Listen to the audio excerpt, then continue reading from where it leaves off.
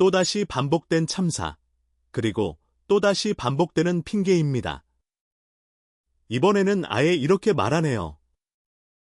우리도 한국이랑 같은 조였으면 월드컵 본선에 갔다. 안녕하십니까. 축구 해설위원 김준석입니다. 2025 FC U-17 아시안컵 예선에서 중국 대표팀이 조별리그에서 탈락하면서 월드컵 진출이 좌절됐습니다. 그런데 실패에 대한 반성은커녕 이번엔 별표 운이 없었다. 조편성이 불리했다. 별표며 또다시 정신승리에 들어간 모습입니다. 심지어 한국이 속한 조였으면 본선 진출이 가능했을 거라며 그럴듯한 시나리오까지 만들고 있는데요. 정말 그럴까요? 오늘 영상에서는 이 황당한 주장에 대해 냉정하게 따져보고 중국 축구가 왜 이렇게 계속 실패하는지 그 뿌리 깊은 원인을 쏙 시원하게 분석해보겠습니다. 이번 중국 언론의 발언은 중국의 대표적인 포털 사이트인 소우닷컴에서 나온 보도입니다. 내용은 이렇습니다.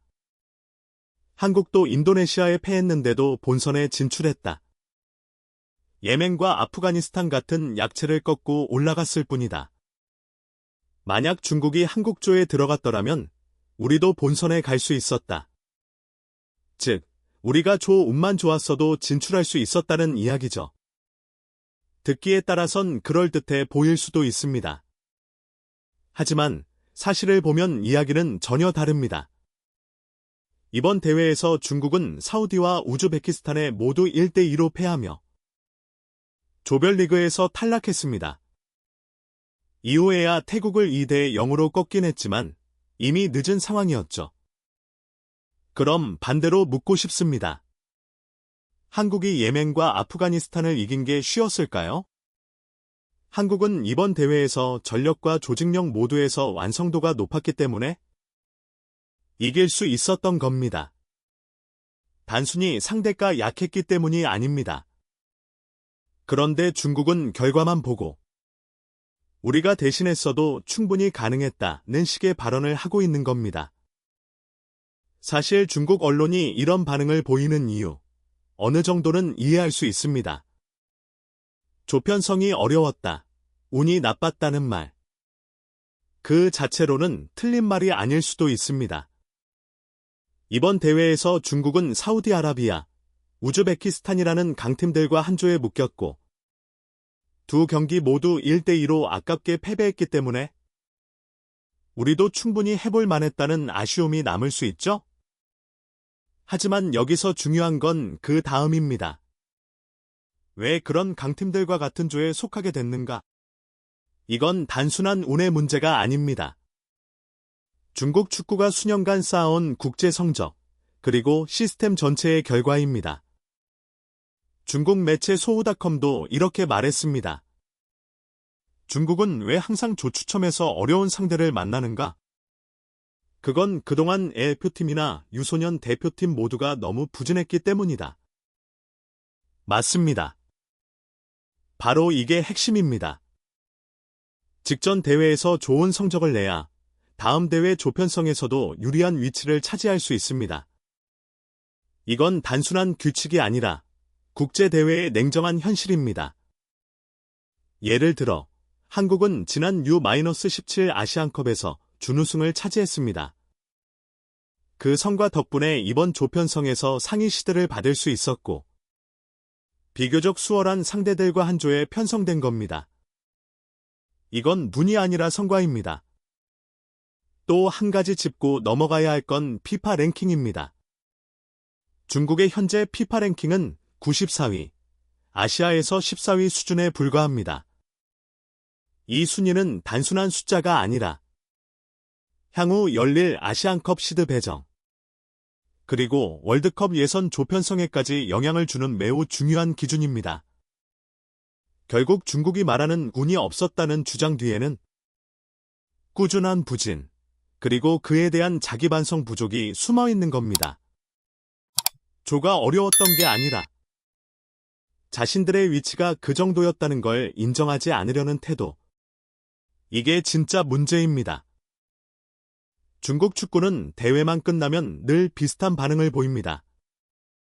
우리는 불운했다. 상대가 너무 강했다. 심지어 이번에는 별표 한국이랑 같은 조였으면 본선에 갔다 별표는 말까지 나왔죠. 하지만 언제까지 그렇게 핑계만 댈 겁니까?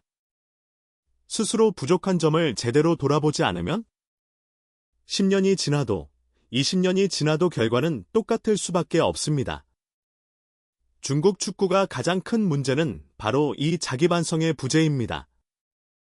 매번 실패에도 불구하고 선수는 잘 싸웠다. 전술은 나쁘지 않았다. 조편성 탓이다.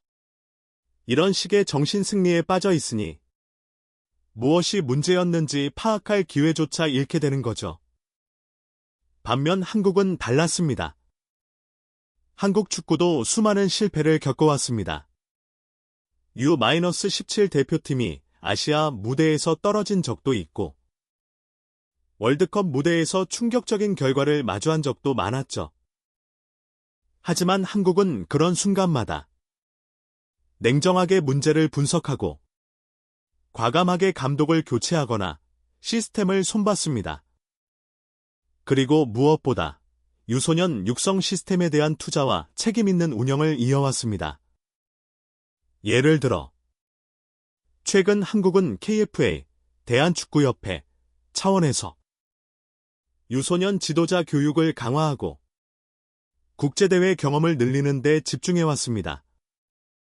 이런 꾸준한 시스템 개혁이 쌓이면서 이강인, 백승호, 김민재 같은 국제 경쟁력을 가진 선수들이 꾸준히 나오고 있는 겁니다. 중국이 지금처럼 자신들의 실패를 외부 탓으로 돌리고 기대와 환상만 쫓는다면 아무리 조편성이 좋아도 아무리 스타 선수가 있어도 결과는 변하지 않습니다. 진짜 중요한 건 어떤 상대와 붙느냐가 아니라 그 상대를 이길 수 있는 준비가 되어 있느냐입니다. 이번 중국 언론의 보도는 단순한 아쉬운 표현이 아닙니다. 우리는 원래 잘할 수 있었는데 조편성이 나빴을 뿐이다. 나는 착각이 또 한 번 반복된 것입니다. 이런 사고방식은 축구뿐 아니라 어떤 분야에서도 발전의 가장 큰 걸림돌입니다. 지금 중국이 해야 할 일은 한국이랑 같은 조였으면 어땠을까를 상상하는 게 아니라 왜 한국은 조편성에서 유리한 위치를 차지할 수 있었는지 그 과정을 냉정하게 분석하는 것입니다.